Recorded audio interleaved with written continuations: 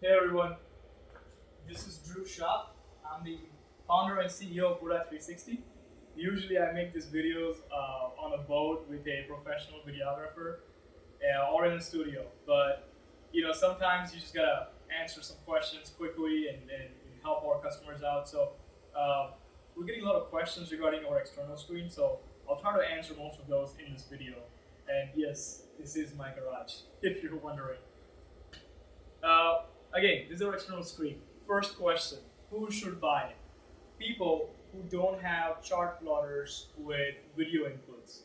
So there is a lot of units from whether you have a Garmin or Simrad or Hummingbird, Fruitos. Not every chart plotter has a video input feature on the chart plotter itself. So if you're one of those people who don't have that option, that's fine. Nothing's wrong with that.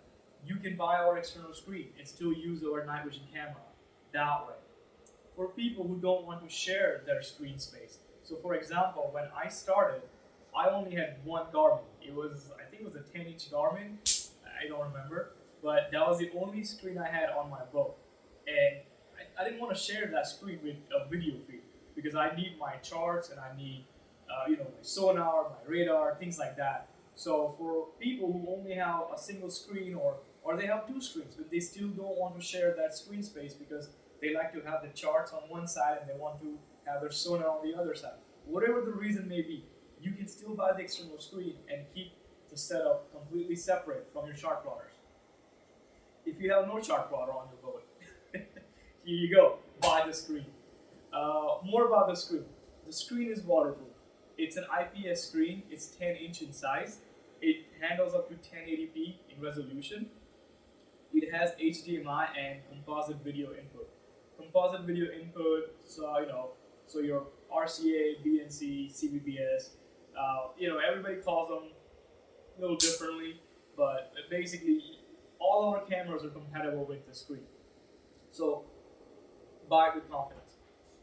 Other features: this screen is waterproof, and you can mount this permanently on your boat. So once you install it, you can leave it and don't bother with it. It's going to handle the marine environment, whether it's salt water getting splashed on it, or you spilling your drink, or something else. But basically, it's made to handle the outside environment. A little bit later, I will do a test where I'll pour some salt water on it so you guys can see it. Let's talk about the mounting option for the screen. The default mount that comes with the screen is pretty simple. You have two holes at the bottom that you literally just screw this mount on any flat surface. Usually it's your dashboard on your boat, and then that's where you mount your bracket. On the side, you have two knobs, and you can loosen these with hands. The knobs are there so you can tilt your screen forward and backwards. But also, if you take the two knobs out of the bracket on both sides, the screen comes off. So in theory, if you had a quick disconnect on your cable, you could take the screen off the bracket and disconnect your power cable and your HDMI port or composite video, whatever one you're using, and store this screen, somewhere else, away from from the sun and rain and all that. Screens are made to handle all that as well, but you know how it is. In any electronics, the more you protect it, the better it is. What else? It's almost 1 a.m. So I'm sorry, but let me look at the points I wrote real quick here. I think that's pretty much it. I think I covered most of it. Oh yeah, one more thing. We do have different mounts for this screen. So we don't sell these by default, but let's say you don't have any flat surface on your boat to mount this screen, which is pretty rare. But let's say you're one of those customers who have a lot going on your dashboard.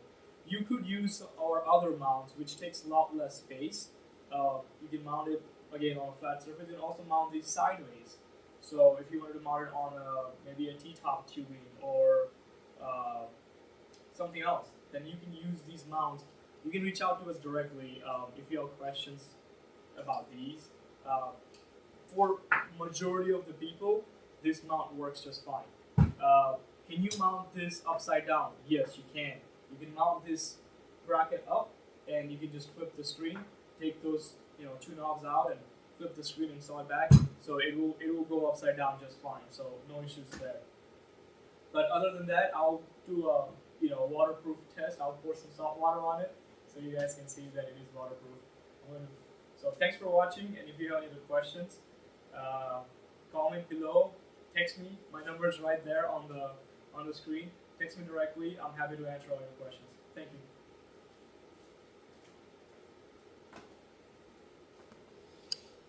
Hey everyone, this is Drew from Boateye360. Today I want to show you guys that both our cameras and the screen is completely waterproof. I'm going to submerge both of the devices in the water. This is salt water, and see if this still works. The screen actually on. It is plugged in. It's kind of hard to see, but it is plugged in. It's low tide, so I can't quite reach the water, but I'll use this cable. I don't recommend doing this.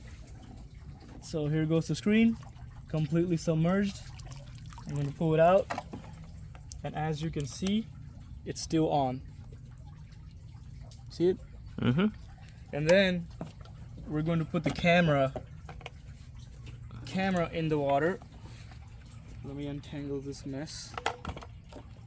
Right there. So here's the camera in the water, submerged. Again, do not do this.